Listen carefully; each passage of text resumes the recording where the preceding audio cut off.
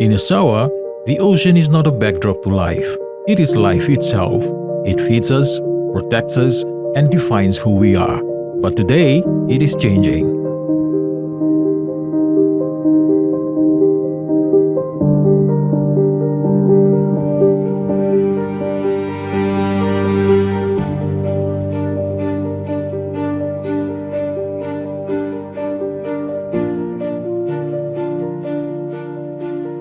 Nabalik na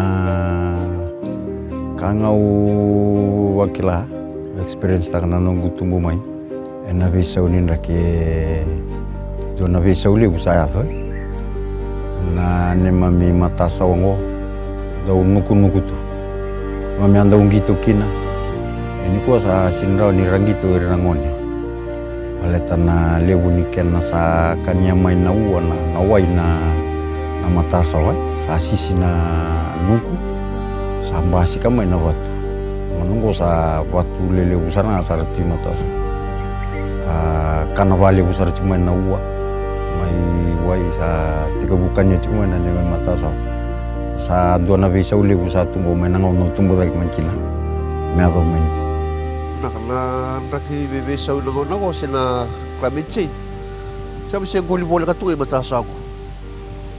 Kasi bulan doon mga tsukumay, meron na 5 kasilyo. Wala sarangan ako na misaw din rango. Sawa mo doon kinamiyali kinanay, kaya na magtasaw. Kaya sa sinikulia kinanay kaliliya, may makataka ba yung liwe. Kaya sa to siya di waitui, si waitito, kaya kulia may kinanay kaliliya. Kung daw ito kinayliw, kaya naman sa Diyos. All our beachfront was like white sandy beaches. But now you cannot see any white sandy beach in front of our village because of coastal erosion. It's from sea level rise, coastal erosion. All our the frontages of all our villages, and in the Nadula district and basically all of the Yasawas, we are facing the same crisis. For generations, these waters have sustained entire communities. But the balance between people and ocean is now under strain. What I've seen and learned from my childhood days up until now, when I'm working around the climate space, my forefathers built up in the highlands, and they avoided settling and building their homes along the coastline because they knew then that their biggest enemy, not because of the tribal wars only, but their biggest enemy was the climate, and it's the climate changes and its impacts that was coming. We are now in an era where like my dad and their dads, like my grandfather onwards, up to me now and to my children. We are now living close to our food source, which is the sea. And in the earlier days, my ancestors, they lived up in the highlands because not only they were like watching over the tribals that were rivaling against each other, but they knew back then too that their biggest enemy was climate change and its impacts that was coming, which we now face. The coastline is not only shifting physically, it is reshaping how families live, fish, and survive.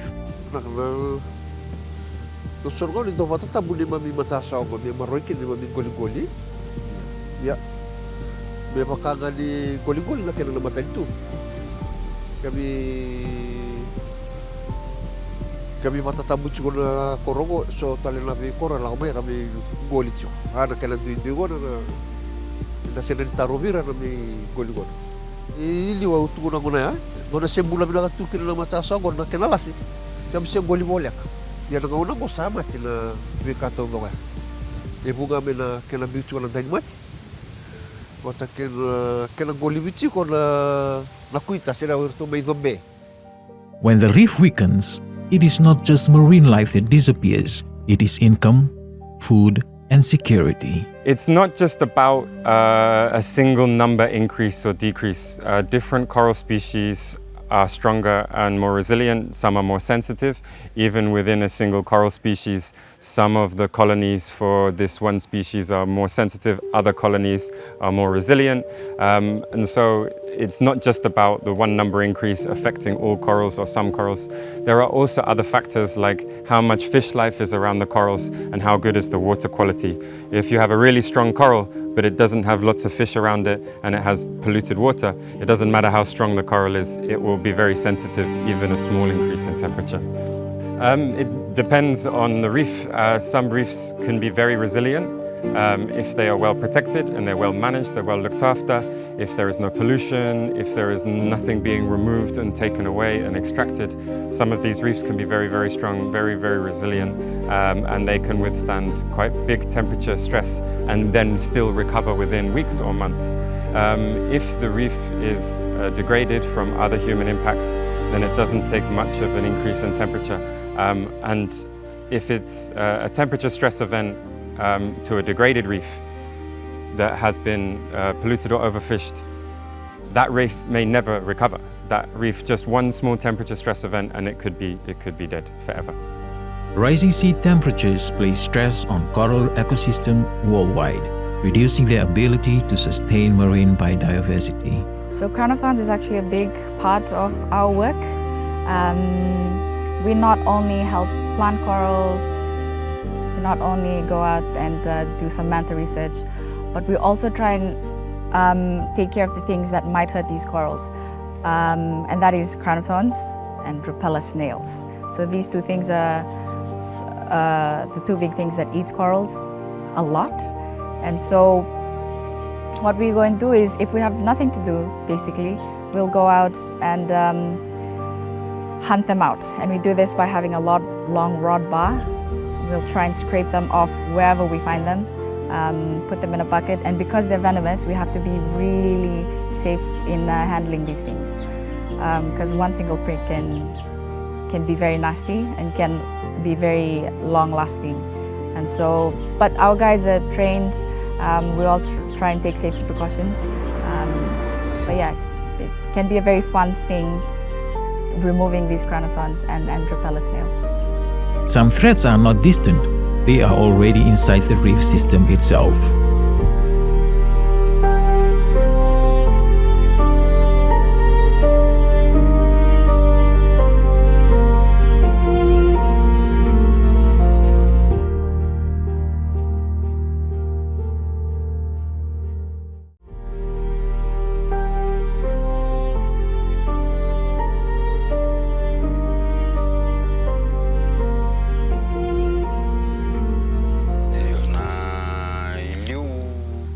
Senda ungoli ngai matasa wangu se sang sutini kima mila ko bali wiwai ni kuasa ndendre sara mi kima mi goli wana matangali ka wakima mindo angoli wotili wi matasa wangu sara kona ngonongo kima misala ko bali bungai wai me kima mi rawata naka ika saisini kaleleu kona ka kima mi vina kata saisini kima mi vina kata manungo sa biso sarvaliu sa sangani kema miraida imatasa wangango sa kema mina sasanga ngavali wi ndakuni lakawi wai mekema milei rota mekina kona ikalele usaisini kalele kema mindo rotili na kangau wakila experience takana nongu tumbu mai ena visa uninda ke Dona visa uli kusaya foi na ne mami matasa wango da unuku tu mami anda ungito kina ini ko sa sinra ni rangito rangonde maleta na lebu ni kenna sa kanya mai na uana na waina na matasa wan sa sisi na nuku sa basi kamai na watu manungo sa watu lele usana sarati matasa kana vale usara cuma na ua mai wai sa tiga bukannya cuma na neme matasa sa dona visa uli usa tungo mena ngono tungo lagi makina me ado meniko. For the younger generation, climate change is not theory, It is something they grow up working through every day.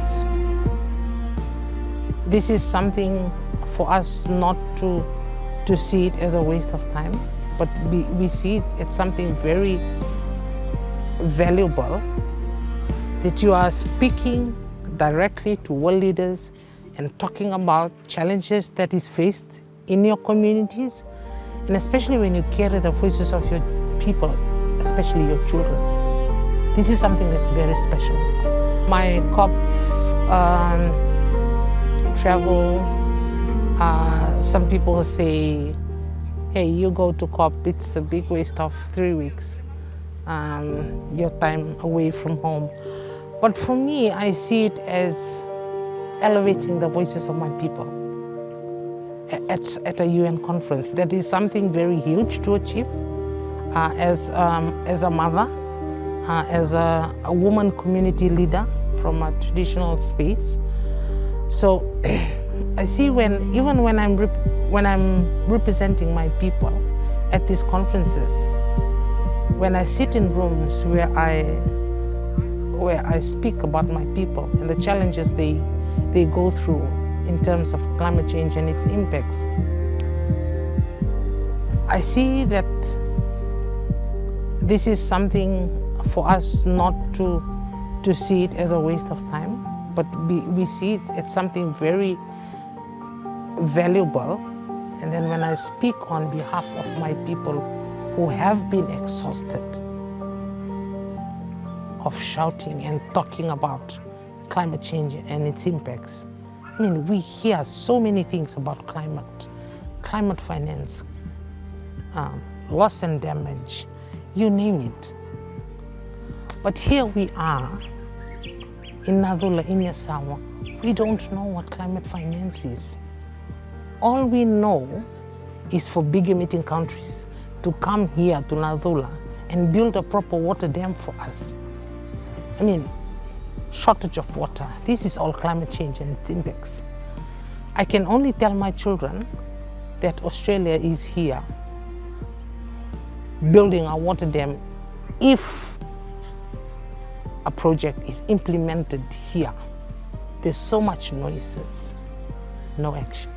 When we attend COP, there's something very particular that you advocate about, is to remain within or below the 1.5 degree target. For us here in Nadula, 1.5 degree is our lifeline. It's non-negotiable. So when we talk about 1.5 degree, you experience today the heat here on the islands. We don't experience this. Warming seas, warming temperature, a lot of things are changing, which, I mean, I'm speaking this from my heart. 1.5 degree for the people of Nadula that I represent, this is non-negotiable. It is something that is, that I'm pleading to governments, to world leaders. 1.5 degree is our lifeline. And we mean this. So, some people talk about 1.5 degree, and then when they discuss in conferences, I see, they do it as a discussion or a commitment or pledges, and then there is no action for it. For us here in the communities, we are frontliners of climate change and its impacts. This is our lifeline. Behind every statistic is a family trying to hold on what remains. And behind every voice at the global stage is a story like this. It depends on the reef. Some reefs can be very resilient if they are well protected and they're well managed, they're well looked after, if there is no pollution, if there is nothing being removed and taken away and extracted.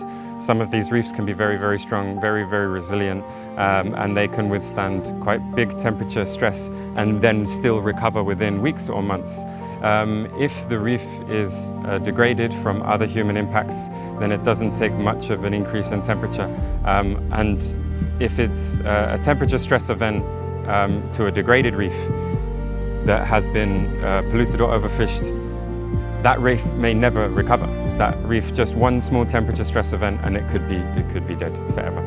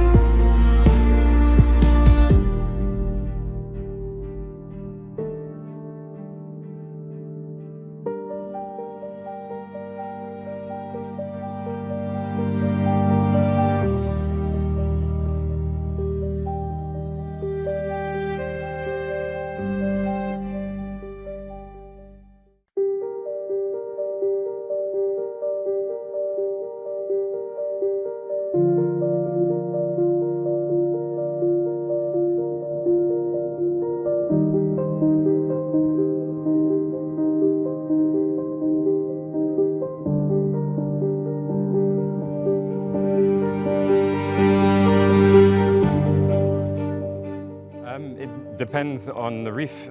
Some reefs can be very resilient if they are well protected and they're well managed, they're well looked after, if there is no pollution, if there is nothing being removed and taken away and extracted.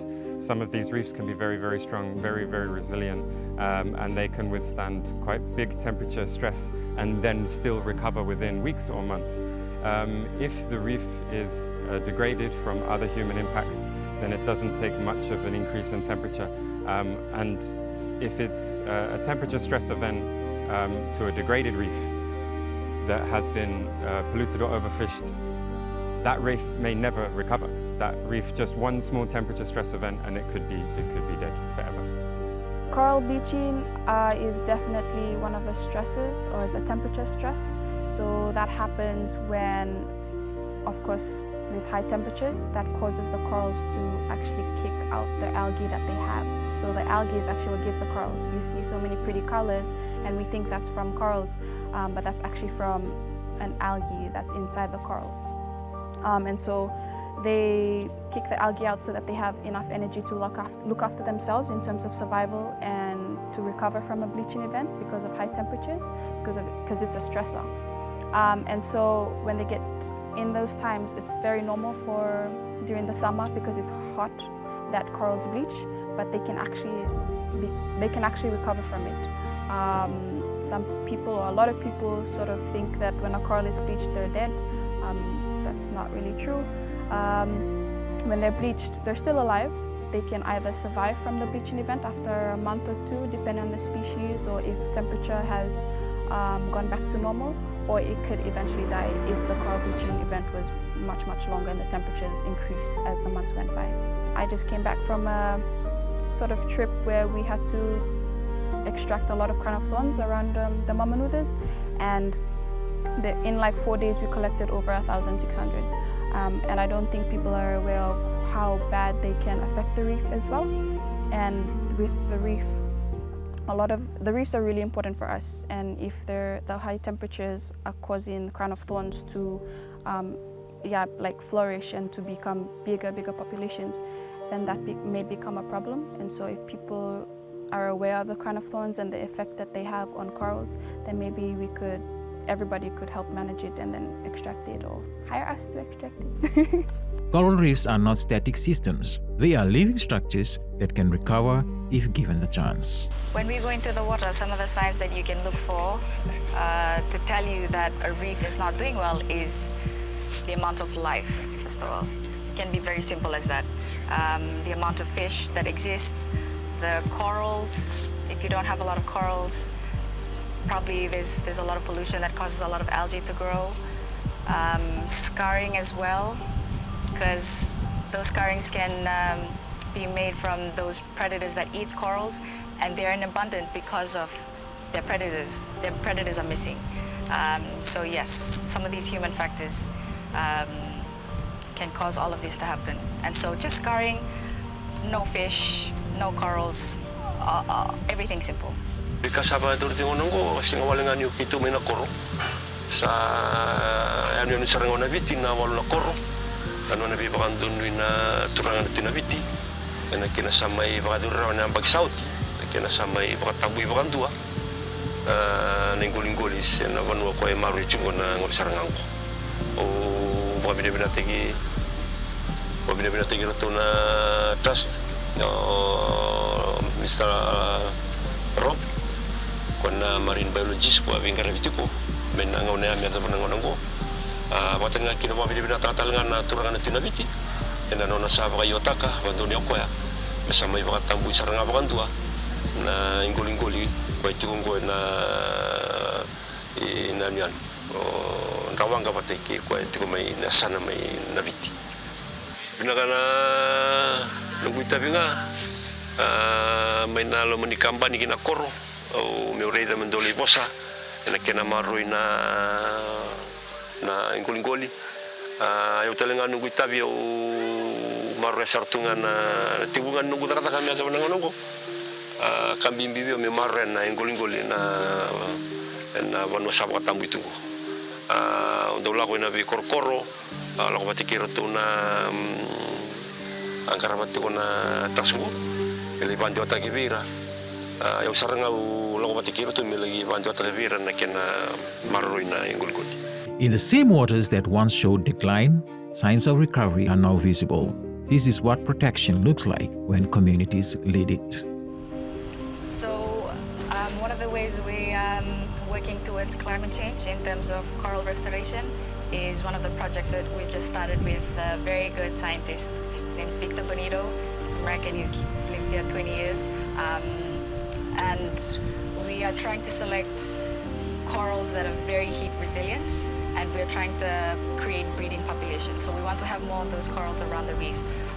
So in terms of, so when our temperatures do increase, sea temperatures do increase, we can combat those by having these corals that will combat that. So crown of thorns is actually a big part of our work.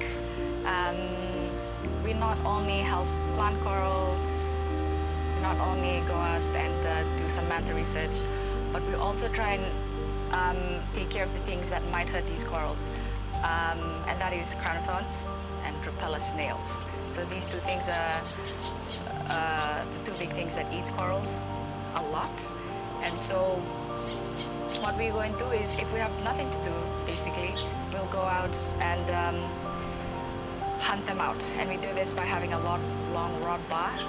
We'll try and scrape them off wherever we find them, put them in a bucket, and because they're venomous, we have to be really safe in handling these things, because one single prick can be very nasty and can be very long-lasting. And so, but our guides are trained. We all try and take safety precautions. But yeah, it can be a very fun thing, removing these crown of thorns and drupella snails. The ocean is changing, but so are we. What we choose to protect today will decide what survives tomorrow. And in Yasawa, the story of the ocean is still being written.